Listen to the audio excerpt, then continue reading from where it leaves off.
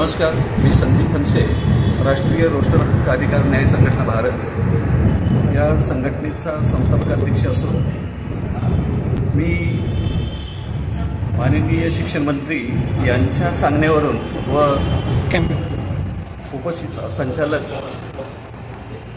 पुणे यांच्या सांगण्यावरून माननीय शिक्षण अधिकारी यांच्या केबिनमध्ये माहिती उपलब्ध करून देण्यासाठी मंत्र्यांनी सांगितलेली किंवा उपसंचालक यांनी सांगितलेली माहिती उपलब्ध करून घेण्यासाठी उपलब्ध आहे.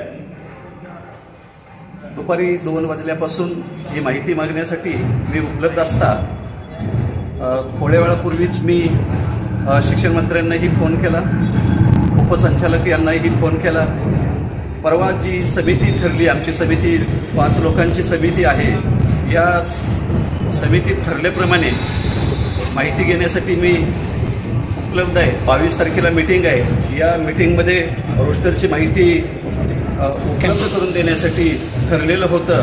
त्याप्रमाणे मी माहिती घेण्यासाठी आलेलो आहे. अर्जसुद्धा दिले, परंतु शिक्षण अधिकाऱ्यांना भेटलो आणि शिक्षण अधिकाऱ्यांनी मला सर्वसाधारण 2 वाजल्यापासून बसवलं, माहिती देते, PDF देते, रोस्टर संदर्भातील माहिती देते असं सांगितलं. परंतु त्या देण्याची टाळाटाळ करत आहेत. ज्यांचे जे संबंधित त्यांचे अधीक्षक जे आहेत रुग्णवर, हा माणूस माहिती देण्यास म्हणजे मुद्दाम म्हणून टाळाटाळ करतोय आणि शिक्षण अधिकारी सुद्धा त्यांना म्हणजे साथ देताना दिसत आहेत. त्यांना रोस्टर घोटाळ्यातील कागदपत्र द्यायचीच नाहीत. मागासवर्गीयांचे सर्वसाधारण 1000 पदांचं यांनी नुकसान केलेलं दिसून येतं.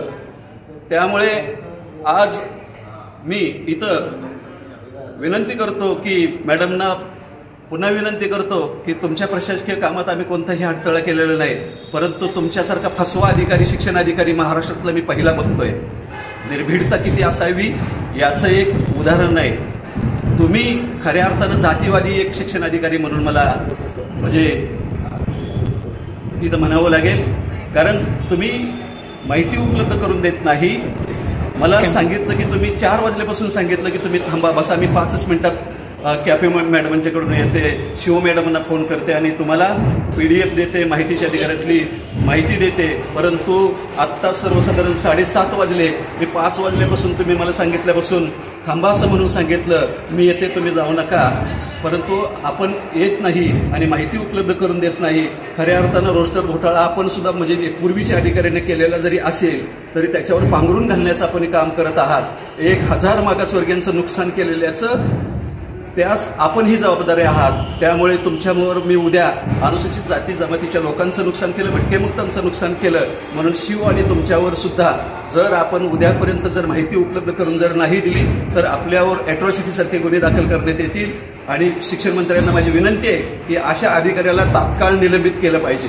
जो एका म्हणजे समिती स्थापन केली, त्या समितीतल्या एका सदस्याला या पद्धतीचं जर वागणूक देत असेल तर इतर संघटनेच्या यांना म्हणजे काय वागणूक देत असेल याच्यावर समजून घ्यावं. शिक्षण अधिकाऱ्यांना माझी विनंती आहे की जर आपण यांना पाठीशी घातलं तर आपल्यावरही गुन्हे दाखल करण्यात येतील, याची कृपया नोंद घ्या.